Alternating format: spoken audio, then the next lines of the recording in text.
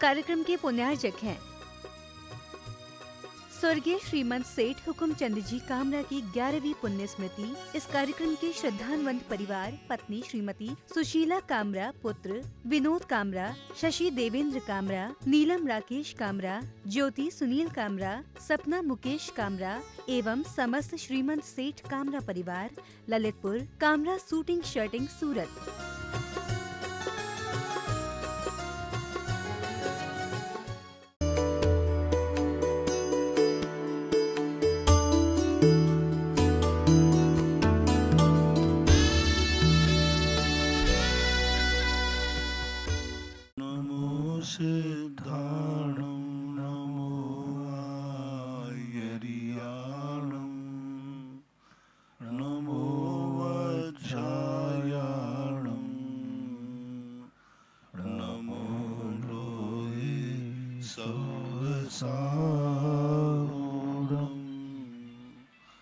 पंच परमेष्टि भगवान की जय हो।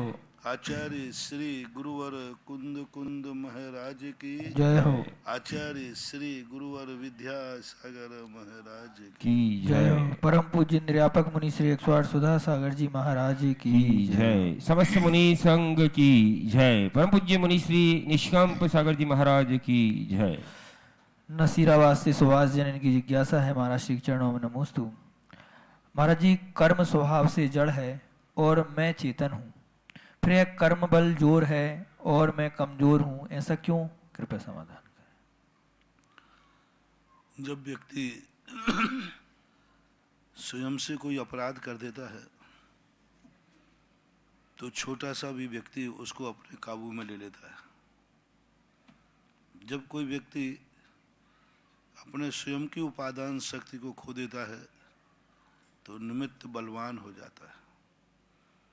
पंडित जी टोडरमल जी ने मोक्षमार्ग प्रकाशक में लिखा कि संसारी व्यक्ति ने अपने उपादान की कीमत कभी समझी नहीं, उपादान की शक्तियों का ज्ञान किया ही नहीं और इतने अपराध पर अपराध करता रहा कि वह अपराधों के कारण से कोई भी व्यक्ति उस पर उंगली उठा देता है, कोई भी व्यक्ति उस पर आंख उठा देता है और वो शर्म से आंख झुकाना पड़ती है।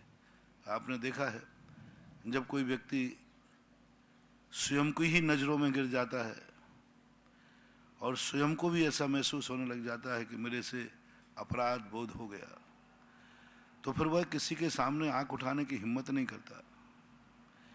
यही स्थिति अपने उपादान की बन रही है।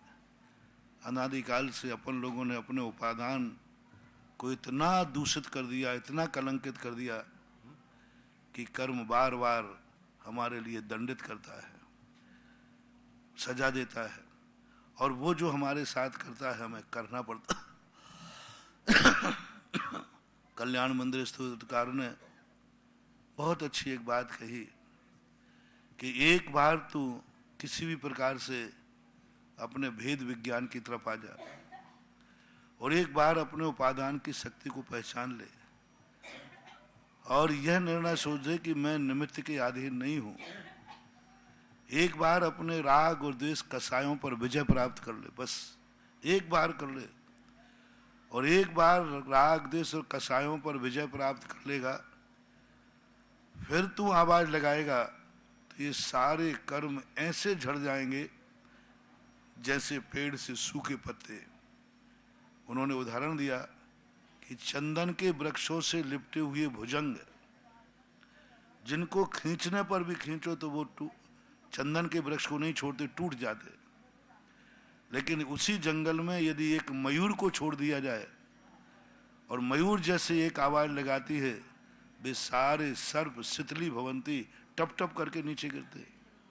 ऐसा ये कर्म रूपी भुजंग, इनको अपन कितना भी निकालना चाहें तो निकाल नहीं पाएंगे, लेकिन एक भेद विज्ञान की, एक आत्म तत्व की एक बार बस कसायों के ऊपर से विजय प्राप्त कर ले, एक बार राग द्वेष कसायों को जीत ले, तेरी निरपराध दशा तुझे सारे के सारे निमित्तों को त्रोहित करके उपादान विजय प्राप्त कर लेगा। निमित्त दृष्टि हमें कमजोर बनाती है।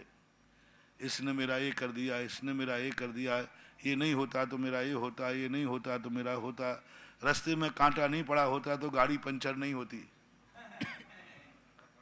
रास्ते में कांटा नहीं, किसने ये कील डाली है, देखो कितना मूर्ख बुद्धू है। जैन दर्शन कहता है कांटे में सड़क पे कांटा नहीं पड़ा होता, ये दोस्त की अपेक्षा ये रह देना, मैं यदि देख के चल रहा होता तो नहीं होता। सावधानी से चला, उपादान दृष्टि नहीं बन पा रही है। हर व्यक्ति, कमजोर व्यक्ति की सबसे बड़ी कमी है कि वो अपने हर क्रिया को निमित्त पे थोप देता है, हर अशांति को निमित्त पे छोड़ देता है। बोले तुझे गुस्सा क्यों आ रहा है, बोले वो गाली दे रहा है। तुझे राग क्यों हो रहा है, वो सामने खड़ा हुआ है।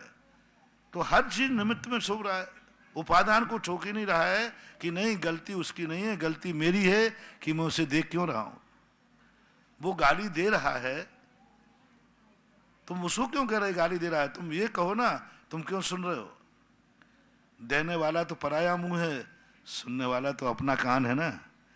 जब हम अपने कान पर काबू नहीं पा रहे हैं तो दूसरे के मुख पर क्या काबू पा पाएंगे। तो बस सबसे बड़ा रहस्य जैन दर्शन का है, निमित्त बुद्धि हटा दो। मेरे कानों पर मैं विजय प्राप्त करता हूं, उसके मुंह में जो बकना है सो बको, मैं अपने कानों से सुनूंगा नहीं। जितने दृश्य सामने आना आ जाओ, मैं आंख उठाऊंगा नहीं। क्या कर लेगा हमारा, कुछ नहीं कर पाएगा। उपादान दृष्टि लाओ। तो उपादान दृष्टि एक जैन दर्शन का असाधारण अचूक मंत्र है। जब जब जिसकी उपादान दृष्टि हो जाएगी, वह इन कर्मों के वशीभूत नहीं, कर्म इसके वशीभूत हो जाएंगे। और जब जब हम निमित्त के अधीन होंगे, ये निमित्त मिलेगा तो ये होंगे, तो निमित्त बुद्धि मिथ्या बुद्धि, अज्ञान बुद्धि और हमारे लिए बार बार पराधीन करती है। ऐसा और वह जैन टापुर से इनकी जिज्ञासा है, महाराज श्री के चरणों में नमोस्तु। महाराज श्री, हम भद्रभाव चारित्र का स्वाध्याय कर रहे हैं। उसमें लिखा था कि आचार्य भद्रभाव स्वामी जब विहार करते हुए एक नगर से निकले तो वहां पर पालने में एक 2 महीने का बालक, जिसकी उम्र 2 महीने थी, उस बालक जब आचार्य महाराज निकलते हुए देखा कि वो महाराज से बोल रहा है जाओ जाओ जाओ, तो उन्होंने अपने निमित्त ज्ञान से देख लगाया और देखा कि ये बालक ये कह रहा है कि यहाँ पर 12 वर्ष का वनवास होने अकाल पड़ने वाला है। तो महाराज जी, मेरी जिज्ञासा है कि ये 2 माह का बालक ये कैसे बोल सकता है, कृपया समाचार। क्या होता है, कभी कभी निमित्त शास्त्रों में आया, बालक जब रोता है तो आओ आओ आओ ऐसा बोल सकता है कि नहीं। तो वो जब अपन को निमित्त बनाना है तो अपने कानों में आए हैं जाओ जाओ जाओ, तो बालक बोल नहीं पड़ा था। वो उनकी आवाज, जो बालक की आवाज उनके कान में आई और वो ऐसा भाव उनको अनुभव में आया कि ये जाओ जाओ कह रहा है। जब वो जाओ बोल ही नहीं रहा तो मेरे कानों में जाओ क्यों पड़ रहा है। यानी जाओ शब्द उन्होंने सुन लिया और निमित्त ज्ञान लगा लिया कि अरे कोई अनर्थ की घटना घटने वाली है। एक बात। दूसरी बात, कभी कभी दिव्य शक्तियां महापुरुषों के लिए संकेत देती हैं, बहुत अनेक प्रकार से देती है। स्वप्न में दे देती है, एक पेड़ के माध्यम से दे देती है, एक आवाज के माध्यम से दे देती है, पक्षी की आवाज के माध्यम से दे देती है, बादलों के माध्यम से दे देती है। कोई ऐसी अनहोनी घटना घटा देंगे कि महल में खम्मा खड़ा है, उससे धुआं निकाल देंगे कोई दिव्य शक्तियां, जिससे राजा चेत जाए। तो कोई ऐसी अदृश्य महाशक्तियां उस बालक के रूप में उनको इस प्रकार की आवाज सुनवा दी जिससे वो सामान्य लोगों की सुनेंगे। और कोई कह देता है तो महाराज ये समझते अरे मिथ्या दृष्टि है इसलिए कह रहा होगा, ये अज्ञानी है इसलिए कह रहा होगा, ये मुनि को नहीं मानता है, कसाई है इसलिए कह रहा होगा, तो उसको टाल देते। तो उनका ऐसे बालक से कहलवाओ जिसके कारण से मुनिराज को ये लगे कि ये कसाय नहीं है, अबुद्धिपूर्वक नहीं है, इसमें कोई ना कोई रहस्य है। 2 महीने का बालक कह रहा है जाओ, तो किसी दिव्य शक्ति ने उस बालक के मुख से ऐसी आवाज सुनवा दी, इस कारण से ये घटना का ज्ञान हुआ। लेकिन ये अलौकिक घटना घटाती है। ये ज्योतिष शास्त्र के अनुसार ऐसी घटनाओं का वर्णन भद्रबाहु संहिता में खुद लिखा हुआ है। महाराष्ट्र से बुलगांव से अमित जैन की जिज्ञासा है, महाराज श्री के चरणों में नमोस्तु। महाराज श्री, उच्च गोत्र किसे कहते हैं और क्या विश्व के जितने भी सारे लोग हैं, जैन लोग हैं, वे सारे के सारे क्या उच्च कुलीन माने जाएंगे, कृपया समाधान। उच्च गोत्र की अनेक परिभाषाएं हैं। उच्च गोत्र के संबंध में सामान्य रूप से पूज्यवर नेमीचंद महाराज ने गौमठ सार में लिखा, जिस कुल में पहले से अनादिकाल से दीक्षाएं होती आई हैं, मुनि दीक्षाएं होती आई हैं, मुनि धर्म का पड़घान होता आया है, ऐसे कुल में जन्म लेना उच्च गोत्र की उन्होंने परिभाषा बनाई। ये परिभाषा बहुत थोड़ी छोटी हो जाती है, लेकिन दूसरी उच्च गोत्र की परिभाषा है, जैसे सामान्य सज्जन लोग उच्च रूप मानते हैं उसको उच्च गोत्र, क्योंकि ये छद्मस्त के ज्ञान का विषय तो है नहीं, क्योंकि शास्त्र में ऐसा भी आया है, जिन धर्म को नहीं मानने वाला मिथ्या दृष्टि भी उच्च गोत्री हो सकता है, गृहीत मिथ्या दृष्टि भी उच्च गोत्री हो सकता है। जो जिन धर्म को नहीं मानता फिर भी उच्च गोत्री हो सकता है। तो जब गृहीत मिथ्या दृष्टि या गृहीत मिथ्या दृष्टि उच्च गोत्री हो सकते हैं तो फिर यह परिभाषा विचारणीय हो जाती है। बस यही है, समाज जनपद सत्य के द्वारा जो उच्च माना जाता है, महाजन माना जाता है, वह उच्च गोत्री कहलाता है। भारत देश में जन्म लेने वाले सभी उच्च गोत्री होते हों ऐसा नहीं। चतुर्थ काल में भी इस भारत देश में दोनों गोत्र थे, नीच गोत्र था, उच्च गोत्र था।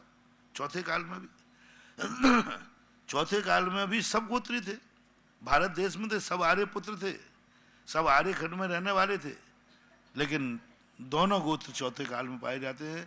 कर्म भूमि में आर्य खंड में भी दोनों प्रकार के गोत्र पाए जाते हैं। मात देवों में और भोग भूमि में नियम से उच्च गोत्र ही होता है। नारकियों में, विकलत्रियों में, असंगी पंचेंद्रियों में नियम से नीच गोत्र ही होता है। संगी पंचेंद्रिय जीवों में, मनुष्य त्रियंचों में उच्च गोत्र भी होता है, नीच गोत्र भी होता है। त्रियंचों में प्रायः नीच गोत्र ही होता है, लेकिन कुचित कदाचित जन्म के समय कर्म भूमि के सभी त्रियंच नीच गोत्री ही होते हैं। लेकिन जब वो सम्यक्त्व आदि प्राप्त करते या देशव्रत आदि प्राप्त करते हैं तो उनका नीच गोत्र उच्च गोत्र में परिवर्तित हो जाता है। मनुष्यों में भी मलेच्छ खंडों में नीच गोत्र ही होता है, लेकिन जब वो आर्य खंड में आकर के गुण प्रत्यय प्राप्त कर लेते हैं, सम्यक दर्शन, चारित्र आदि, तो उनका गोत्र भी परिवर्तन करके उच्च गोत्र हो जाता है। ऐसी विवक्षा नीच और उच्च गोत्र के संबंध में जानना चाहिए। स्पष्ट रूप से हम छद्मस्त ज्ञान के द्वारा प्रत्यक्ष रूप से नहीं कह सकते कि उच्च गोत्र यही है। बस उनके कर्म और जनपद सत्य के आधार पर उच्च नीच गोत्र की घोषणा की जा सकती है। बेंगलुरु से निश्चय जैन की जिज्ञासा है, महाराज श्री चरणों में नमोस्तु। महाराज श्री निर्वाण कांड में जम्बू स्वामी को पंचम काल की चरम केवली कहा है, तो महाराज श्री श्रीधर केवली को भी क्यों नहीं कहा गया? कृपया समाधान करें। श्रीधर केवली हुए। शुद्ध केवली और केवली दो प्रकार के होते हैं। अंतिम जो केवली हुए वो तो श्रीधर केवली ही है। शास्त्रों में वर्णन है, पूज्यवर यति वैष्णव महाराज ने त्रिलोकी परिणति में स्पष्ट उल्लेख किया, अनुबद्ध केवली और अननुबद्ध केवली। अनुबद्ध केवली भगवान महावीर स्वामी के बाद तीन हुए, गौतम गणधर, जम्मू स्वामी और सुधर्म स्वामी, ये तीन। और अननुबद्ध केवली में कुछ काल के अंतराल के बाद श्रीधर केवली कुंडलपुर से, कुंडलगिरी से मोक्ष गए, ऐसा उल्लेख मिलता है। शुद्ध केवली जो हैं ये अंतिम शुद्ध केवली थे, भद्रबाहु केवली नहीं थे। ये इनको मोक्ष की प्राप्ति नहीं हुई, ये यहाँ से समाधि करके स्वर्ग को है। महाराज श्री चरणों में नमोस्तु। महाराज श्री प्रवचन कलश में जीवन की खुशहाली के सिद्धि मंत्रों की चर्चा हुई, जिसमें अतीत की मिसाल भी दी गई कि समारोह में भोजन के आयोजन में भंडारे में पर्दा लगता था और व्यक्ति उस पर्दे की ओट रखते हुए व्यंजन भर भर कर देता था और जीवनार्थी भी मनुहार के बाद ही जीवन करते थे। महाराज श्री आज देखने में आता है कि यह आयोजन आज बेपर्दा हो गया है और जीवनार्थी भी हाल बेहाल हो जाते हैं। यहाँ अतीत में आयोजन में अतिशय होता था, वहीं आज भोजन उधर से ज्यादा जूठन में फेंका जाता है। भगवान जिज्ञासा है कि इस बेहाली को पुनः अतिशय में बदलने का कोई मंत्र हो तो कृपया सारी समाज को मार्गदर्शित करें। यदि ऐसा कोई मंत्र होता तो अभी तक सबको बाबा जी बना लेता है, सबको एक आसन पे ला देता है। कोई मंत्र नहीं, भगवान महावीर स्वामी के पास ही कोई मंत्र नहीं था। किसी बुरे व्यक्ति को अच्छा बनाने का कोई मंत्र नहीं होता मानो। अच्छे व्यक्ति को और अच्छाइयां दी जा सकती हैं, अच्छे व्यक्ति को और अच्छा रास्ता बताया जा सकता है, अच्छे व्यक्ति को आगे बढ़ने के लिए मंत्र है, लेकिन बुरे व्यक्ति को अच्छा बनाने का कोई मंत्र नहीं है। कोई अच्छा व्यक्ति कहे कि महाराज मैं और अच्छा कैसे बनूं, तो कहूँ नमोकार मंत्र पढ़ो। और अच्छा कैसे बनूं, भक्तांबर पाठ करो। और अच्छा कैसे बनूं, भक्तांबर विधान करो। अच्छे व्यक्ति के लिए तो बहुत अच्छे साधन है, लेकिन बुरे व्यक्ति के लिए कोई मंत्र नहीं है। भगवान महावीर स्वामी, भगवान ऋषभदेव अपने बेटे को अच्छा नहीं बना पाए, पोते को। इतना उपदेश, कोई मंत्र के माध्यम से सबको सब में दृष्टि बना देते, नहीं बना सकते। मिथ्या दृष्टि जब वो स्वयं बनना चाहे, अच्छे बनने वाले के लिए बहुत सारे रास्ते हैं, बुरे को अच्छा बनाने के लिए कोई मंत्र नहीं, वो खुद ही बने। अब मैं तो सारे उपदेश देता हूँ, सब तरफ बताता हूँ कितना अशुभ है ये जो बफर सिस्टम, कितना अशुभ है अपने हाथ से उठा के खाना, कितना अशुभ है कि कहीं परोसना और कहीं खाना। हाँ, ये कुत्ता भोज, कुत्ते का एक नेचर होता है, उसको जहां टुकड़ा डालोगे वो वहीं नहीं खाता, वो मुंह में दबा के थोड़ी दूर ले जाएगा। ऐसे आज जो बफर सिस्टम पहले चलता था, गिद्ध भोज, गिद्ध क्या है, कहीं उठा के नहीं ले जाता, लेकिन अपने हाथ से उठा के खाता है। अपने हाथ से जाएगा, उठाएगा और खा लेगा। और कुत्ता भोज कहलाता है वहां जहां कैटर परोस रहे हैं वहां जाके लेगा और खाएगा कहीं, एक मुड़ेर पर बैठा है, एक वहां बैठा है, एक वहां बैठा है। तो आज जो भोज चलता है इसका नाम है स्वान भोज, डॉग भोज। तो अब ये चीज है, हम क्या करें, खूब समझा रहा हूं, सब कुछ कर रहा हूं। जूठन छोड़ने की जहां तक बात थी, पहले जूठन छोड़ी जाती थी अभी से ज्यादा, लेकिन उसका मूल कारण रहता था जो उठाने वाले, खाने वाले, पत्तल उठाने वाले रहते थे, वो सेठ जी से कहते, सेठ जी थोड़ा तो छोड़ दे। वैसा तो सेठ जी मुझे लड्डू देने वाला है नहीं, पत्थर में वो छोड़ते थे। और पत्थर में नहीं छोड़े तो जो पत्थर उठाने वाले इतनी बदुआ देते थे, भुखमंगा सब खा के चला गया। हाँ, बहुत बड़ी बदुआ मिलती थी। आप पुराने लोगों को मालूम हो, पत्थर उठाने वाले होते थे ना, वो जब जिसकी पत्थर उठाते थे, यदि उसमें कुछ भी मिठाई पूरी डली नहीं मिली तो कोसते थे वो, भुखमंगा कहीं का, सब चाट के खा गया, कुछ भी नहीं मिला। तो लोग पहले छोड़ना पड़ते थे, एक लड्डू ज्यादा लेते थे, एक पूरी ज्यादा लेते थे, और वो उसको, और जिसकी पत्तल में लड्डू और पूरी मिल जाता था वो उठाने वाला बड़ी दुआ देता था, सेठ तेरा भला हो, तेरे बच्चों का भला हो, छोड़ तो गया। तो ये परंपरा, उस समय जो छोड़ने की जो परंपरा थी, वो एक गरीब, एक पत्तल उठाने वाले के ऊपर अनुग्रह का भाव था कि वैसे नहीं देगा, इस बहाने पहुंच जाएगा। लेकिन आज वो परंपराएं नहीं रही। हमारे पूज्य आचार्य महाराज ने एक बहुत अच्छा हाई को लिखा है, कहीं लिखा है, साधु का क्षण और अन्न का कण कभी बर्बाद नहीं करना चाहिए। साधु का क्षण, साधु के पास बेफालतू मत बैठो। तुम आकर के बैठ जाते यूं, बोले चलो अभी कोई काम नहीं है, कहाँ चले, चलो चलो महाराज के पास चलते। हाँ, तो बोले आज कोई काम धंधा नहीं है कुछ, चलो आज कहाँ चलते हैं, तपोदती से चलते हैं। बोले क्यों, आज सब छुट्टी बुट्टी है, कोई काम तो है नहीं। और कई लोग आगे, चलो अब क्या करें, बैठे चलो महाराज के पास गप लड़ाते हैं, समय बिताने के लिए महाराज नहीं। साधु के पास कभी भी जाओ, साधु का क्षण बहुत कीमती है, बहुत कीमती है। उसके पास में व्यर्थ में मत बैठो, काम से बैठो, दर्शन करो, नमोस्तु करो, जो तुम्हें पूछना है पूछो, धर्म की बातें पूछो। 90% जो साधुओं के पास बैठते हैं वे साधु का क्षण बर्बाद करके और कर्म बंद और करते हैं। कितने लोग धर्म की चर्चा के लिए बैठते हैं। अरे साधुओं के पास जाते थे पहले लोग, उनके पास एक कागज होती थी, नोटबुक होती थी, अपने दिन में साल भर में जो स्वाध्याय किया है वो महाराज आते ही उनको चैन नहीं लेने देते, घेर लेते थे, महाराज जी मेरे प्रश्नों का जवाब दो। सब घेर लेते, क्योंकि सबने स्वाध्याय किया है। वचनकाएं होती थी और उनमें प्रश्न आते थे और वो इंतजार करते थे जब महाराज आएंगे हम ये सारे प्रश्न पूछेंगे। दोपहर के अंदर मैंने देखा पहले महाराज आते थे, आरिका माता आती थी, सारे गांव की महिलाएं अपने अपने साल भर की कॉपी उठाती थी जो उन्होंने मंदिरों में स्वाध्याय किया है। फिर आरिका माता से महाराज से पूछते थे, माता जी इसका अर्थ क्या है, हमने तो इसमें वासना में ऐसा आया था। ये था चर्चा। इसलिए राजस्थान में एक भजन मिला था, ज्ञानी गुरु मिले तो बाता मैं करा। कितने अच्छे शब्द है, ज्ञानी गुरु मिले तो बाता, कोई ज्ञानी गुरु मिले तो हम चर्चा करें। यानी पहले की महिलाएं ज्ञानी गुरु को ढूंढती थी कि कोई महाराज हमें ऐसा ज्ञानी मिल जाए जो हमारी प्रश्नों का जवाब देवे। आज तो प्रश्न ही नहीं है, अब क्या खा करें बताओ। कोई भी महिला आजकल कभी बिल्कुल, पहले तो हमने भी खुद देखा है, पहले गांव में 10-20 साल पहले गांव में जाते थे, शहरों में लोग चर्चा करने आते, महाराज जी हमें शंका समाधान के समय दो, देना पड़ता था अलग से। स्वाध्याय में प्रश्न होते थे, हम स्वाध्याय में आगे नहीं पढ़ पाते थे। अभी भी जबलपुर वगैरह में अभी भी स्वाध्याय है, हम स्वाध्याय को बैठते थे, ऐसे ऐसे प्रश्न करते थे, जवाब देते थे, मांगते थे। आज वो स्वाध्याय बिल्कुल खत्म हो गया। ना तो कोई श्रावक ना कोई श्रावकाएं स्वाध्याय करते नहीं। इसलिए साधु के पास जाकर के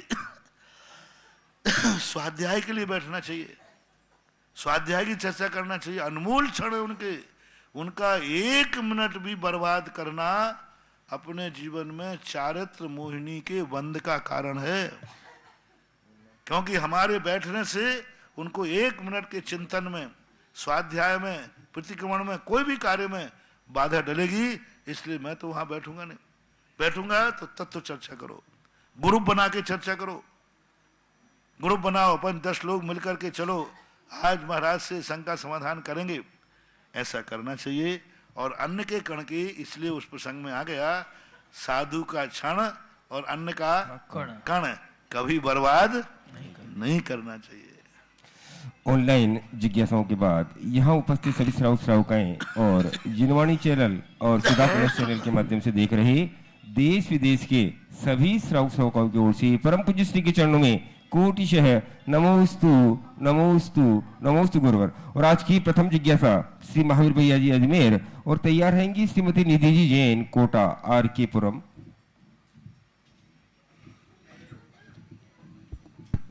गुरुदेव को बारंबार नमोस्तु। महाराज श्री परम उपकारी और छठ कर्म के प्रणेता और हम सबके परम उपकारी आदिम तीर्थंकर आदिनाथ भगवान का मोक्ष कल्याणक 23 जनवरी को माघ शुक्ल कृष्णा चतुर्दशी को आ रहा है, जो 4-5 दिन बाद। महाराज श्री पूरे भारत से यही आ रही है, जहाँ जैसे गुणोदय से सुनील भाई की और काका जी की, कि हम ये पर्व कैसे बनाएं, क्योंकि आप कहते हैं कि कोई भी मोक्ष कल्याणक आता है तो उसको दीपावली की जैसे बनाएं। और उसके अलावा ये तो हमारे परम उपकारी आदिनाथ भगवान हैं, तो इनका पर्व कैसे बनाया जाए? तो 2 बातें रूप में बनाई जाती हैं। एक बात मनाई जाती है मंगल रूप में और सर्वव्यापक रूप में। जो सबसे पहले, जैसे अभी मैंने कहा, मकर संक्रांति को लोगों को देव दर्शन दिवस मनाना चाहिए। 1 जनवरी को लोगों को मंगल दिवस के रूप में मनाना चाहिए, शगुन के रूप में। और सब दिवस, आज सारी दुनिया कोई ना कोई दिवस निश्चित कर रही है, तो हमें धर्मात्माओं के लिए भी दिवस निश्चित करना चाहिए। एक सारे विश्व को संयम दिवस मनाना चाहिए। अब संयम दिवस कब मनाए? सबसे पहले इस युग में संयम किसने धारण किया था? आदिनाथ भगवान। आदिनाथ भगवान। तो आदिनाथ भगवान की दीक्षा तिथि को संयम दिवस घोषित करके सारे भारत में उस दिन संयम दिवस के नाम से मनाया जाए। जैसे हमने कहा था ना कि कोई दिवस मनाते, शिक्षक दिवस, बाल दिवस आदि, ऐसा ही धर्म की दृष्टि से संयम दिवस मनाना चाहिए। पूरे अंतर्राष्ट्रीय स्तर पर जहाँ जहाँ जैनी हैं, जो जो संयम के समर्थक हैं, उन सबको संयम दिवस मनाना चाहिए। और उस दिन संयम की आराधना, प्रवचन, प्रतियोगिता, स्वयं नियम लेना। इसी प्रकार से जो मोक्ष के प्रेमी हैं, जो मोक्ष जाना चाहते हैं, मोक्ष को मानते हैं, उनको मोक्ष दिवस मनाना चाहिए अंतरराष्ट्रीय। सबसे पहले मोक्ष कौन गया था? दो भगवानों का, बाहुबली का, अनंत कीर्ति का मिल रहा है, लेकिन उनकी तारीख नहीं मिल रही, तिथि नहीं मिल पा रही है कि बाहुबली को कौन सी तिथि में मोक्ष हुआ है, यह तिथि नहीं मिल पा रही। यदि वो तिथि मिल जाए तो सबसे पहले इस युग में मोक्ष का दरवाजा जिन्होंने खोला तो मोक्ष दिवस के नाम से मनाना चाहिए। जब तक वो तिथि नहीं मिलती है तो अपन ऋषभ देव के मोक्ष कल्याण को मोक्ष दिवस के रूप में मनाएं। जय हो, जय हो। और मोक्ष दिवस के लिए बहुत बड़ा कार्यक्रम करना चाहिए। एक बार मैंने अजमेर में एक कार्यक्रम किया था सारे लगभग 1008 लोगों ने 1-1 किलो के निर्माण लाडू बनाए, उसके ऊपर ध्वजा स्थापन की छोटी सी झंडी और एक थाली में रख करके, सिर पर रख करके 1008 लोग अपने सिर पर रख करके 2 लाइनों पर केसरगंज से चले थे और सेठ जी की नसिया में जाकर के लाडू चढ़ा था। एक बहुत बड़ी जबरदस्त प्रभावना हुई थी। सब धोती दुपट्टा एक रूप में रहे और वो होना चाहिए। तो ऐसी स्थिति। और एक बार हमने यहाँ तुम्हारे अलीगढ़ के अंदर, सवाई माधोपुर में अलीगढ़ है, छोटा सा गांव है, वहाँ भी एक बार किया गया। तो अभी आदिनाथ भगवान का निर्माण महोत्सव आप लोगों को इसलिए मनाना चाहिए कि वो एकमात्र भगवान ही नहीं है, वो एकमात्र तीर्थंकर ही नहीं है, वो एकमात्र इस युग का मंगलाचरण करने वाले सगुन भी हैं। सगुन किसे कहते हैं? जो कार्य सबसे पहले किया जाए महान आत्माओं के द्वारा वो। इसलिए तीर्थंकर तो 24 हैं, भगवान भी बहुत हैं, लेकिन सगुन करने वाले, मांगलिक करने वाले, जिन्होंने पहले मार्ग चलाया है, वे हैं देवादिदेव आदिनाथ भगवान। इसलिए अपने लिए धर्म का, कर्म का सगुन करने के लिए, और आदिनाथ के तो उपकार, इतने उपकार हैं, इतने उपकार हैं कि उन उपकारों का तो बदला दुनिया चुका ही नहीं जा सकती। किस क्षेत्र में? हर किसान के घर में आदिनाथ की तस्वीर होना चाहिए, क्योंकि ये खेती करने का उपकार किसने सिखाया? आदिनाथ भगवान। हर सैनिक के घर में फोटो होना चाहिए, ये तलवार चलाना किसने सिखाया? आदिनाथ। हर व्यापारी की दुकान पर ऋषभदेव की फोटो होना चाहिए, व्यापार किसने सिखाया? आदिनाथ। हर कुम्हार, हर खाती, हर मिस्त्री के घर में फोटो होना चाहिए, ये शिल्प किसने सिखाया? आदिनाथ भगवान ने।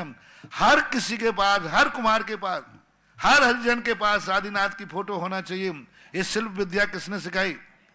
हर स्कूल में आदिनाथ भगवान की फोटो होना चाहिए, ये शिक्षा किसने सिखाई? ब्राह्मी और सुंदरी को हर गर्ल्स कॉलेज के अंदर, कन्याओं के अंदर एक फोटो होना चाहिए। क्यों? ये विद्या ब्राह्मी सुंदरी को किसने दी? यानी किस क्षेत्र पर? आज दुनिया में जहां भी आंख उठाओ, सब की शुरुआत करने वाले आदि ब्रह्मा ऋषभदेव आदिनाथ भगवान। कितने उपकार उनके। यदि सांसारिक जगत की अपेक्षा देखो तो हर जगत में उनका है। हर स्कूल के कमरे में एक फोटो होना चाहिए, ये इस शिक्षा के प्रदाता, प्रथम शिक्षा प्रदाता ऋषभदेव आदिनाथ। हर व्यापारियों की दुकानों पर टंगना चाहिए, जैन तीर्थंकर के नाम से ही नहीं, इस युग में व्यापार सिखाने वाले, व्यापार का उपदेश देने वाले प्रथम। हर किसान के घर में किसान के यहाँ टंगी रहना चाहिए, और उन्हें एक कृषि का कर्म सिखाने वाले। अन्यथा यदि ऋषभदेव नहीं होते तो ये संसार सारा डूब गया होता।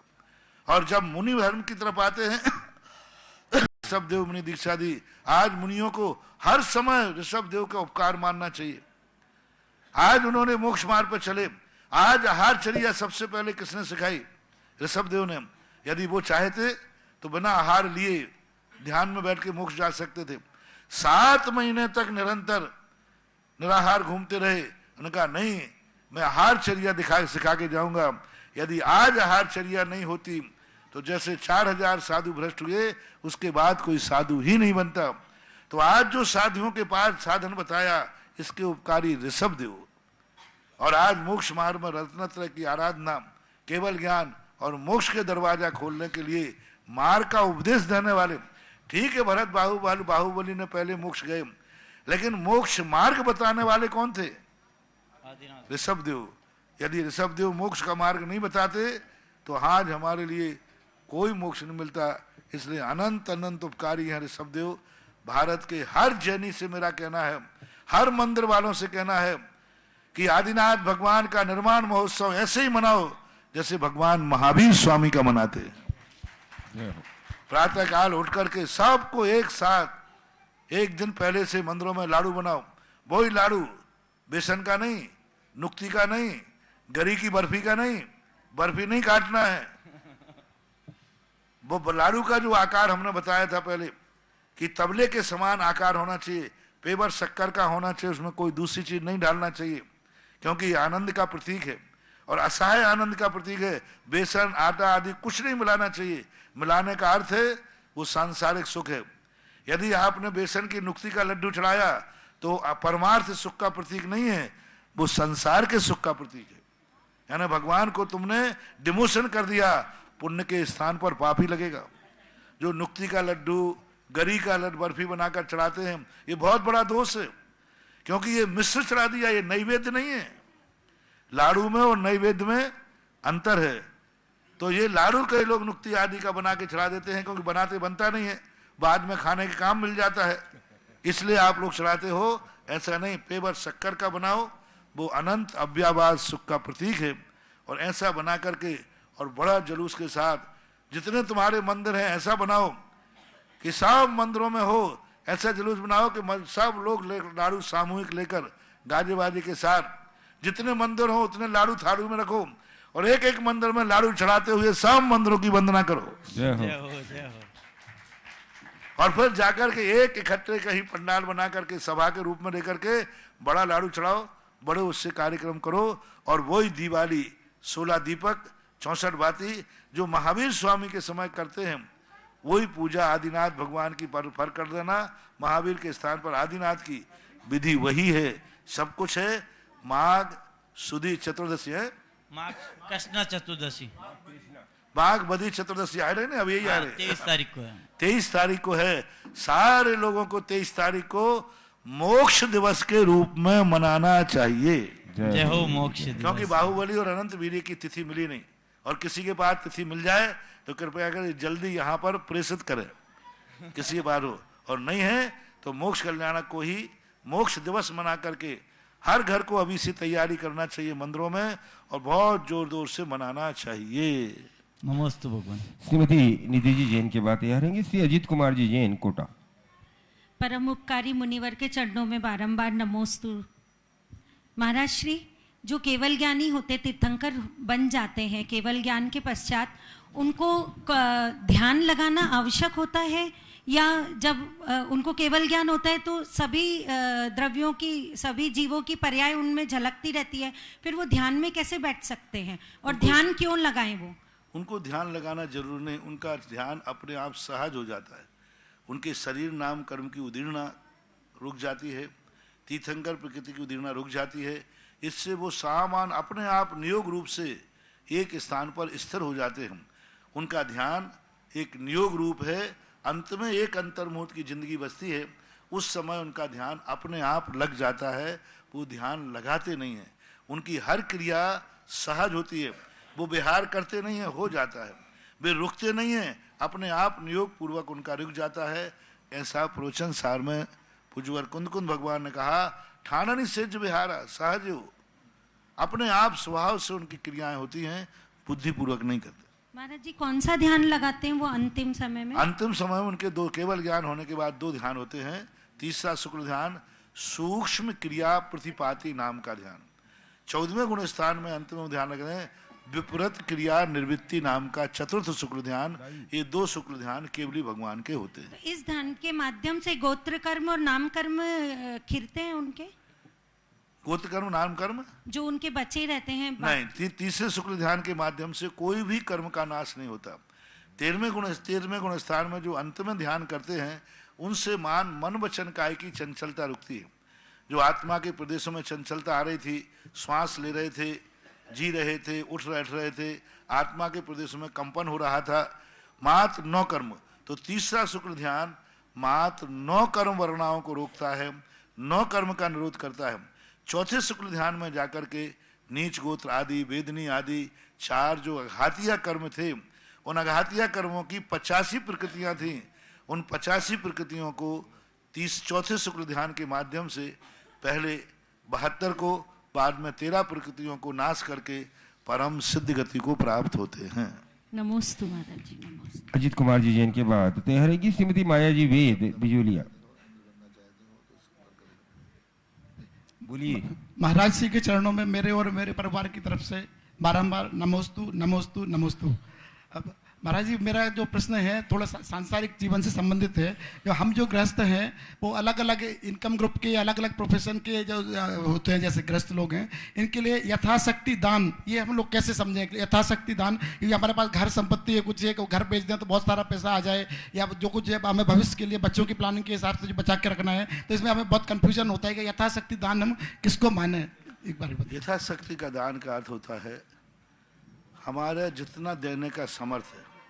यथाशक्ति भोजन करो, दूसरे की थाली देखकर भोजन मत करो। आपकी जठराग्नि कितना पचा लेगी? दान कितना देना, आप कितना दे पाएंगे, आपकी शक्ति कितनी है। कहीं ऐसा तो नहीं कि देने के बाद आपको संकलेश हो जाए कि वो मैंने पैसा दे दिया, ये पैसा नहीं देता, इतने में बच्चे को पढ़ा लेता, ये पैसा मैंने दे दिया, इसमें हमारी बेटी की शादी हो जाती, ये पैसा मैंने दे दिया, इतने में तो मंदिर बनाते, इतने में तो मेरा एक मकान बन जाता, ये पैसा मैंने दे दिया, इतने में तो मेरी एक गाड़ी आ जाती। तो ये तुलनाएं बाद में करने का भाव नहीं आवे। इन सब कार्यों को पूर्ण कर लो, फिर बचे वो तो दे दो। मतलब यथाशक्ति का अर्थ होता है अपनी जिंदगी की आवश्यकताएं पूरी करने के बाद व्यक्ति को फिर सोचना चाहिए हमें कुछ दान भी देना चाहिए। और कुछ लोग जो महान होते हैं, दो प्रकार का दान होता है। एक दान वह है जो अपने घर की आवश्यकताएं पूरी करने के बाद बचता है, तो पाप में एडजस्टिंग नहीं करता, वो धर्म में एडजस्टिंग करता है। जैसे उसके पास एक मकान था, काफी है, अब उसके पास पैसा आया तो दो व्यक्ति, एक बनिया होगा तो कहे एक मकान और डाल दो प्लाट एडजस्टिंग के लिए, और जैनी होगा तो बोले जब एक मकान चाहिए था हो गया, इस जो पैसा आया है इससे मैं मंदिर बनाऊंगा, ये यथाशक्ति हो गया। अब मेरे पास गाड़ी थी तो हो गया, अब पैसा बच रहा है तो क्या करे, मैं भगवान को मंदिर में पालकी बनाता हूं। तो अपनी आवश्यकताएं पूर्ति होने के बाद व्यक्ति जो बचाता है उसको देता। दूसरा ये कहता है नहीं, आवश्यकताएं तो संसार की लगी रहेंगी, आवश्यकताएं तो संसार की, मैं अपनी आवश्यकताओं कम करता हूं और अपनी आवश्यकताओं को कम करके दान देता हूं। वो नंबर 1 1 बाई 1 है। सबसे श्रेष्ठ वो है जो संसार की आवश्यकताओं को कम करके, मैं इस साल गाड़ी नहीं खरीदूंगा, इस साल मैं बेटी की शादी नहीं करूंगा, इस साल हमारे नगर में पंचकल्याण हो रहा है, मैं पंचकल्याण का इंद्र बनूंगा, मकान अगली साल करूंगा। ये है श्रेष्ठ दानी। जो ये सोच लेता है कि मान लो किसी ने प्लानिंग बनाई कि मैं इस साल मकान बनाऊंगा, उसी समय पंचकल्याण आ गया, बोले नहीं मकान अगले साल बन जाएगा, इतनी जिंदगी निकल गई, एक साल और सही, ये राशि जो मैंने मकान के लिए पंचकल्याण में दूंगा। एक बिटिया ने पंचकल्याण के लिए कहा, बोले बेटा हमारे यहाँ मंदिर कैसे बनाओ, तेरी शादी करना है। बोले बाबा शादी मत करना मेरी, लेकिन मेरा जो दहेज का पैसा है वो आप मंदिर में लगा दीजिए, मैं आचार्य के पास जाकर के पृथ्वी स्थली में भर्ती होती हूँ। एक कन्या ने मात्र इसलिए ब्रह्मचर्य व्रत लिया कि मेरे पिता के पास पैसा इतना है कि मेरे विवाह में लगा सकता है, और मेरे विवाह के लिए उसने पैसा रखा है, और उसी समय कहीं मंदिर बनना था क्षेत्र पर। देखो उस बेटी ने क्या कहा, ब्राह्मी सुंदरी ने इसलिए ब्रह्मचर्य व्रत लिया था कि मेरे माता पिता का मस्तक कहीं झुकाना ना पड़े, और उसने कहा कि मेरे पापा कभी मंदिर नहीं बना पाएंगे जिंदगी में, इतनी उम्र उनकी है नहीं और इतना आय होगी नहीं, और अभी जो कमाया है वो सब मेरे लिए कमाया है। उसने कहा पिताजी जो धन आपने मेरे दहेज के लिए कमाया है, मैं तो ब्रह्मचर्य व्रत लेकर के मोक्ष मार्ग में जा रही हूं, और ये पैसा आप मंदिर बनाने के लिए दीजिए। मैं देख के दंग रह गया। आज भी ब्राह्मी और सुंदरियां हैं। अब ये पुण्य कितना बड़ा, जिसने मंदिर के लिए शादी का त्याग कर दिया। शादी करने का मन था लेकिन नहीं, शादी नहीं करूंगा, कौन सा प्राण निकल जाएंगे। शादी का त्याग करके, जिंदगी भर की शादी का त्याग करके, और अपने पिता को दहेज के पैसे को मंदिर बनवा दिया। ये श्रेष्ठ कहलाते हैं। यानी अपने संसार की आवश्यकताओं को, कई महिलाएं कहें आप हमारा सोना बेच दीजिए, मंदिर बनाइए, आपके पास पैसा नहीं है ना, क्या फर्क पड़ता है। कितने गरीब महिलाएं हैं जो बिना सोने के जिंदा हैं, हमारे पास तो इतना सोना है, इस सोने को बेचिए, मंदिर बनाइए। ये कहलाती है महान दान।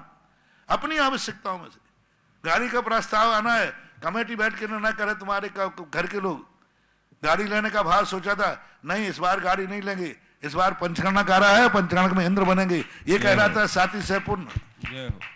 तो जब कोई अपनी जिंदगी की आवश्यकताओं को कम करके और फिर में दान देने का भाव करता है, वो सबसे बड़ी कहलाती है यथाशक्ति। तो हमने शक्ति के 2 रूप बता दिए। ऐसा माया जी बेद की बातें हरेंगे श्री जम्बू कुमार जी जैन बिजुलिया। और बंधुओं, बहुत ही हर्ष का विषय है, परम पूज्य श्री के आज सानिध्य में प्रवचन में और परम पूज्य आचार्य गुरुवर संत शिरोमणि श्री 108 विद्यासागर जी महामुनिराज के आशीर्वाद से तपोदय तीर्थ क्षेत्र पर एक भव्य पंच कल्याणक 24 फरवरी से 29 फरवरी तक होने का परम पूज्य श्री ने तीर्थ क्षेत्र कमेटी को आशीर्वाद दिया है और पूरा मेवाड़ प्रांत इससे बहुत हर्षित है। और मैं सभी मेवाड़ प्रांत और देशवासियों से निवेदन कर रहा हूँ, जिन लोगों के एक कार्यक्रम का जो तारीख मिली है, हालांकि परीक्षाओं का समय है, लेकिन चिंता मत करना, जो पंचकल्याणक में आएगा उसका बेटा उतने नंबर कम नहीं, उतने नंबर ज्यादा लाएगा। जय हो। हाँ, और बहुत बड़ी स्थितियां हैं, बहुत बड़ा सोच है कि लोग कह रहे थे पंचकल्याणक में, और ऐसी स्थिति को लेकर के, और ऐसी मूर्ति है भारत में, विश्व में पहली बार इतनी बड़ी विशाल मूर्ति का पंचकल्याणक हो रहा है। जय हो, जय। अभी तक भारत में कहीं इतनी बड़ी मूर्ति नहीं है जो अलग से पत्थर में 27 फुट पद्मासन हो, बिना कमल के, कमल नहीं है शामिल, अकेला ओरिजिनल मूर्ति का पहली मूर्ति यहाँ हो रही है, और वो भी बिजोलिया क्षेत्र पर। और दूसरा, अभी तो एक ही था, अभी 2 दिन पहले से एक नया इतिहास इससे जुड़ गया, जो विश्व में पहली बार गगन विहारी कमल मंदिर तो पहली बार ही जय हो, जय हो। इनके भी पूरे 5 कल्याणक होंगे, चाहे विराजमान में हो चाहे बिहार में, 5 कल्याणक इनके भी होंगे। और गगन विहारी आज तक भारत में विहार करते हुए, आज सुबह में गया, ऐसा गदगद भाव हो गया, उस मूर्ति को देख के ऐसे लग रहा था जैसे भगवान बिल्कुल आ रहे हो। अब तो मैंने बना लिया, आप लोगों को, चलो आज प्रसंग सवेरे आए हुई बात को मैं बताता हूं। हर व्यक्ति से, मेरे भारत के सब लोगों से कहना है, आप लोगों पर जब संकट आता है, संकट आवे, तब तुम पद्मासन मूर्ति को बैठी होकर याद करते हो तो बैठी हुई दिखती है। और अब सारे संकट जिनको आते हो, वे एक बार यहां दर्शन करके जाओ, जब भी तुम्हें संकट आवे तो गगन बिहारी पारसनाथ को याद करना, वो तुम्हारे पास आते हुए दिखेंगे। जय हो, जय हो। एक तो बैठे हुए दिखते हैं, बैठे हुए, अब ये तो डग भरते हुए लग रहे। आज मुझे सुबह ऐसे ही लगा, मैं पुलिया के पास खड़े होकर देखा, जैसे भगवान कह रहा हूं कोई बात हो तो मैं आऊं। जय हो। यानी डग भरते हुए दिख रहे हैं। यानी जब भी आप कहीं संकट में पड़ जाएं और आप इन गगन बिहारी पारसनाथ को याद करना, आपको ऐसे लगेगा जैसे भगवान डग भर के आ रहे हैं, यूं करते हुए लगेंगे। उस मूर्ति को आप देखना, 5 मिनट जाके देखना, आपको डग भरते हुए लिखेगी। और इसका प्रैक्टिकल करना प्रतिष्ठा के बाद, जब भी तुम जंगल में संकट में पड़ो, जब भी तुम कहीं दुनिया अस्पताल में संकट में पड़ो, तो आपको खुद ऐसा इस मूर्ति को याद करना, आपको ऐसा लगेगा कि वो अस्पताल में भगवान डग भर करके दरवाजे पे आ गए। आप प्रैक्टिकल करना, मुझे इस मूर्ति का भविष्य दिख रहा है कि इसका भविष्य क्या होने वाला है। और हर संकट, क्योंकि संकट भगवान के दरवाजे नहीं आता है, संकट तो दुनिया में आता है जहां भगवान, संकट में तो अपन को ही भगवान को ही अपने पास आना पड़ेगा। तो सारे भगवान तो पद्मासन में हैं, और ये बिहार की मुद्रा में पद्मासन है, उसको आप गौर से देखना और प्रैक्टिकल करना। सारे जगत के संकट मोचक भगवान बनेंगे, गगन बिहारी कमलासन मंदिर के पारसनाथ। जय हो। जिन लोगों की भावना हो पंच कल्याणक में कोई भी पात्र बनने की, पहले आए पहले पावे। तीर्थ क्षेत्र कमेटी के जो नंबर आपकी टीवी स्क्रीन पर चल रहे हैं, उन नंबर के माध्यम से आप कमेटी से संपर्क कर सकते हैं और अपनी अपनी भावनाएं 3 पात्र तो हो चुके, माता पिता की बात लिखो, सौधर्मेंद्र, महायज्ञ नायक और कुबेर, 3 हो चुके। हाँ, 3 पात्र सौधर्मेंद्र, महायज्ञ नायक और कुबेर की तो स्वीकृति मिल चुकी है। अब जो तीर्थंकर भगवान पंच कल्याण के तीर्थंकर भगवान के माता पिता महेंद्र इंद्र, ईशान इंद्र वगैरह जो बनना चाहें, अपनी अपनी भावनाएं कंपनी की कमेटी के कार्यालय में। माता पिता हैं, ईशान, सनत कुमार, महेंद्र, ब्रह्म, ब्रह्मवंता, लांताव, कापिट, शुक्र, महासुख, सतार, आरण, आनंद, प्राण, आरण, अच्युत, ये 12 इंद्र होते ना मुख्य इंद्र। ऐसा राजा श्रेयांश, हाँ राजा भरत बाहुबली, भगवान का बेटा भरत और बाहुबली, ये होते हैं। फिर बहुत सारे होते हैं, बहुत सारी पात्र चयन होने वाले हैं। तो जिन लोगों की भावनाएं हो, अष्टकुमारियां और नीलांजना और वो राजा महाराज जी मुकुटबद्ध राजा, कल ऐसे करो सब लिस्ट लिख करके बर्बाद। हाँ, तो जिन लोगों की भावना हो अपनी अपनी भावनाएं पहले आए पहले पाए, क्योंकि बहुत सारे नाम हमारे पास आ चुके हैं। तो जिन लोगों की भावना है पहले आए पहले पाए, अपनी अपनी भावनाएं प्रेषित करेंगे। जिज्ञासा रखें माया जी। नमोस्तु महाराज जी। माया थारा 3 नाम, परसा परसु परस नाम।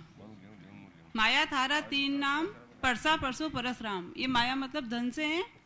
माया तेरे 3 नाम, परसा परसु परस राम। किसी आदमी के 3 नाम हो जाते हैं महाराज जी। कोई गरीब है तो उसको परसा कह के बुलाते हैं, किसी के पास थोड़ा ज्यादा धन हो तो परशुराम, परसु। कोई लोग कहावत होगी। बाकी माया के तो जितने नाम रखो उतने कम है।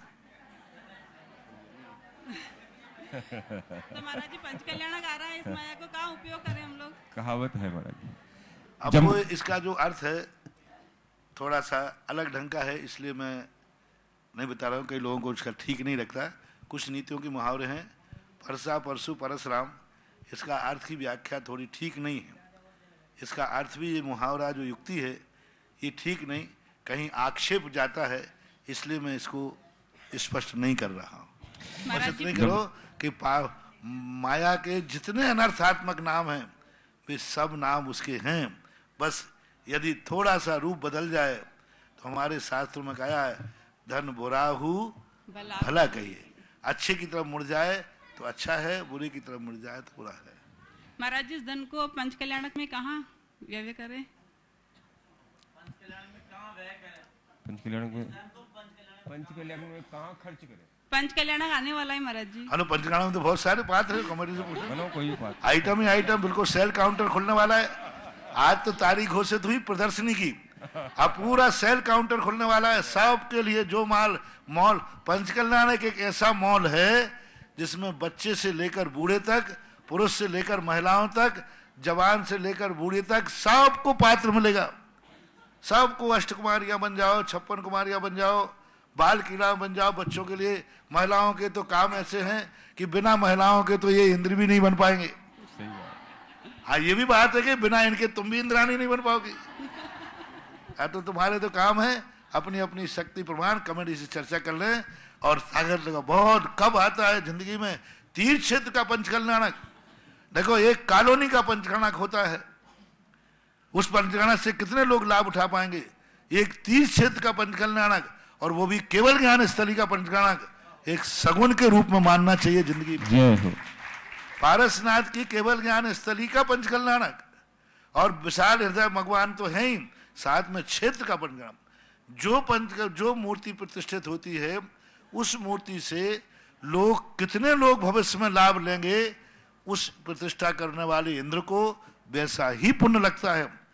कोई स्वधर्मेंद्र अपनी कॉलोनी के पंचकल्याणक में बन जाता है तो उस मंदिर से कितने लोग लाभ ले पाएंगे? अकेले कॉलोनी के लोग, उतना ही पुण्य लगेगा। और एक किसी तीर्थ क्षेत्र पर बनता है, पारसनाथ भगवान की प्रतिष्ठा होगी, इससे कितने लोग लाभ लेंगे? अकेला बिजोली नहीं, पूरा सारे भारत के लोग लाभ लेंगे। और गगन विहारी पारसनाथ भगवान का लाभ कितने लोगों के संकट दूर होंगे। अब जो गगन विहारी पारसनाथ के सम प्रतिष्ठा करेगा, जो मूर्ति बैठा रहा है गगन विहारी पारसनाथ के, उस मूर्ति के लिए कितना पुण्य लगेगा, कितना पुण्य लगेगा। आप कल्पना करो, ये जितने लोगों के संकट दूर करेगा उतना पुण्य उस बैठाने वाले को और उसकी प्रतिष्ठा करने वाले को लगता है। जय हो। इसलिए आइटम अभी आप बता देंगे कमेटी। जम्बू कुमार जी जैन के बाद तैयार रहेंगी श्रीमती सविता जी अग्रवाल, आर के पुरम, कोटा। महाराज जी, आपके सानिध्य में जो 24 फरवरी से 28 फरवरी के बीच में पंचकल्याण होने वाला है, हम मेवाड़ प्रांत वाले इस पंचकल्याण को कैसे शाही और आदर्श बनाए महाराज जी, उसकी थोड़ा बता दिया। कितने समझे बता दिया। सब लग जाओ, पूरे मेवाड़ वाले ऐसे पंचकल्याण बनाओ इस प्रकार के, क्योंकि अलौकिक पंचकल्याण की भूमिका है। दोनों मूर्तियां एक ऐतिहासिक रूप है और इस क्षेत्र का भविष्य जो बनने वाला है, जो बन रहा है, ये सारी दुनिया के संकटों के दूर करने में समर्थ होता है। इसलिए सब लोगों को पंचकल्याणक तो होते ही रहते हैं, लेकिन ऐसे पंचगणा की एक भूमिका होती है। आप लोग अपनी तैयारी में जो जिस प्रकार की तैयारी कर सकता है, हर क्रिया में अपना भागीदार बनना चाहिए। हमारे सामने कल के दिन तुम्हारे आगे बाप व बेटे कह सके, इन बड़े बाबा की प्रतिष्ठा हुई थी, हमारे पिताजी इंद्र बने थे, इन प्रतिष्ठा हुई थी, मैंने खुद अर्घ चढ़ाया था। कभी तुम्हारे ऊपर संकट आएगा और इनके सामने कह तो सकोगे, भगवान मैं वही हूं जब आपकी प्रतिष्ठा मेरे अर्घ चढ़ाने से हुई थी, आपकी प्रतिष्ठा में मैं इंद्र बना था। कोई भी चीज से काम लेना है तो पहले पहचान बढ़ाओ। हाँ, बिना पहचान बढ़े ठन ठन गोपाल। हाँ, आप संसार में देखते हो ना, ये व्यवहार की क्रियाएं हैं, ये निश्चय की क्रियाएं नहीं है, पूजा पाठ और व्यवहार की क्रिया में टिट फॉर टेट व्यवहार हो। तुम्हारा संबंध क्या है? कल के दिन पारसनाथ के बाद आओगे, भगवान मैं संकट में हूं, तो तू कौन है मेरा? जो भगवान की खुशी में शामिल नहीं हो सका, भगवान उसकी खुशी में शामिल नहीं होंगे, फरमान जारी हो गया। जय हो। अभी ये पंचकल्याणक भगवान की खुशी का है, सीधी बात है। जो अपन दूसरे की खुशी में शेयर करेंगे, अपनी खुशी में भी होगा। हम उनके दुख में दूर करेंगे, दुख हमारा दूर करेगा।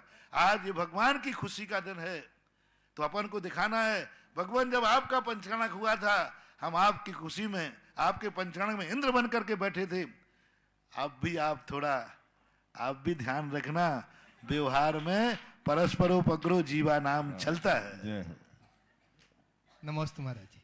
नमस्ते गुरुदेव। मेरा सवाल था कि जब कोई भी चीज निश्चित है, जैसे कि कोई भी जीव जब निगोह से निकल कर आता है या भव्य जीव है, मोक्ष जाएगा, तो उसका एक समय फिक्स है कि उस समय के बाद ही वह मोक्ष जाएगा।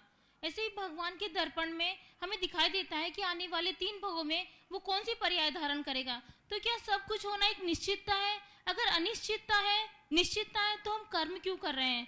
अगर निश्चितता नहीं है तो ये पुरुषार्थ भी तो निश्चित है कि वो मोक्ष इस तारीख को जाएगा, लेकिन वो मोक्ष के पहले मुनि बनेगा, पुरुषार्थ करेगा, देख के चलेगा, सामायिक करेगा, तो ही बनेगा। कारण भी तो फिक्स है।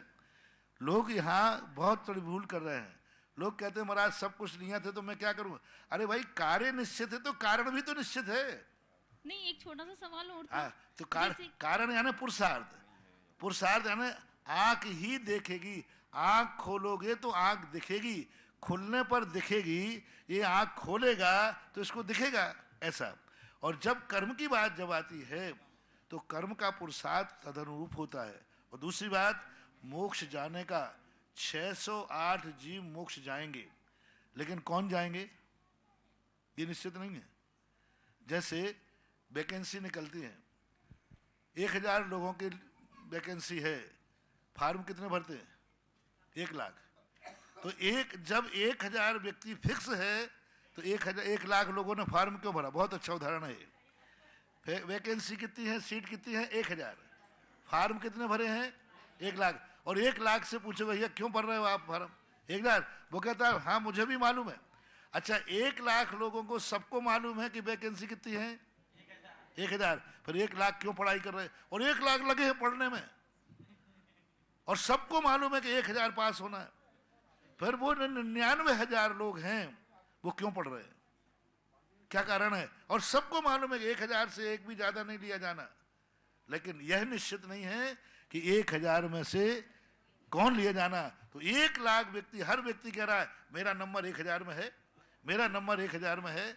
इसी प्रकार 608 जीव 6 महीने 8 समय में निकलते हैं।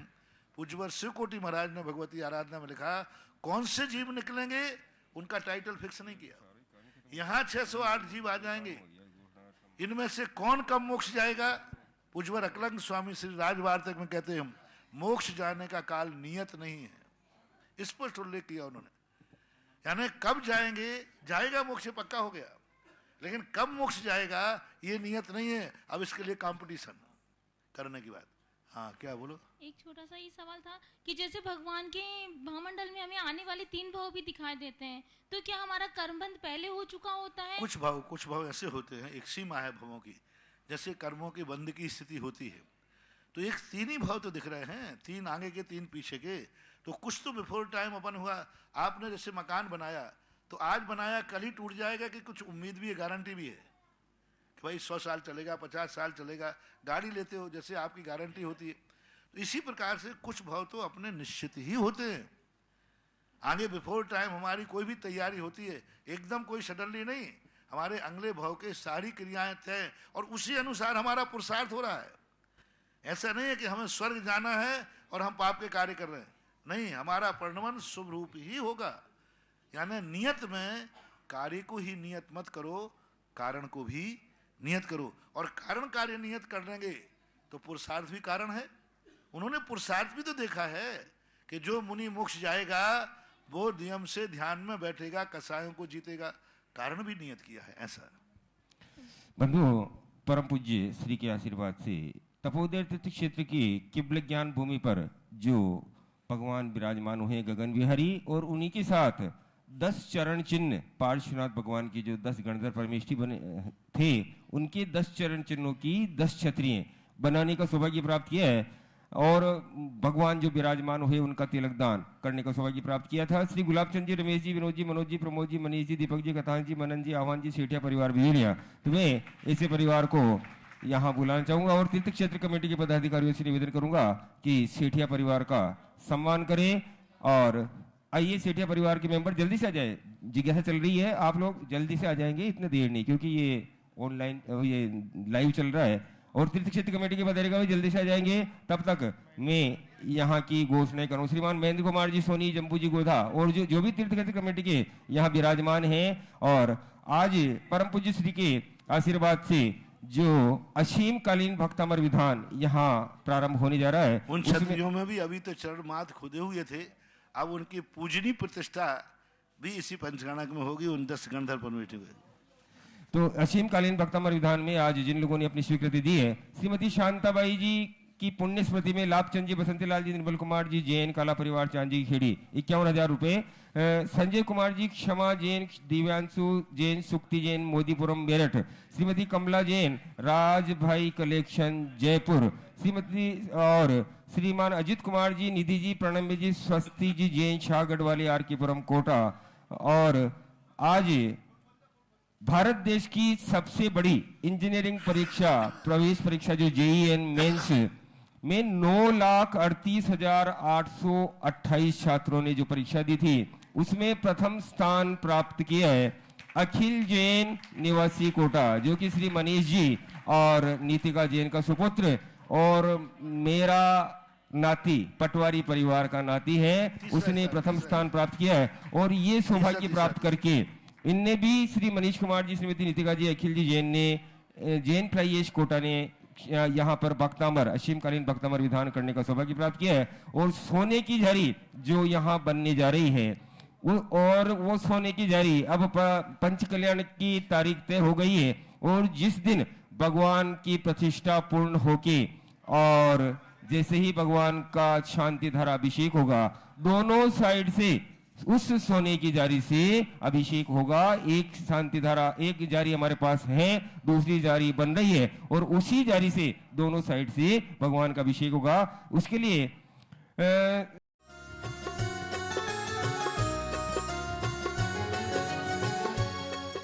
इस कार्यक्रम के पुण्यायोजक थे स्वर्गीय श्रीमंत सेठ हुकुमचंद जी कामरा की 11वीं पुण्य स्मृति। इस कार्यक्रम के श्रद्धान्वित परिवार पत्नी श्रीमती सुशीला कामरा, पुत्र विनोद कामरा, शशि देवेंद्र कामरा, नीलम राकेश कामरा, ज्योति सुनील कामरा, सपना मुकेश कामरा एवं समस्त श्रीमंत सेठ कामरा परिवार, ललितपुर, कामरा शूटिंग शर्टिंग, सूरत।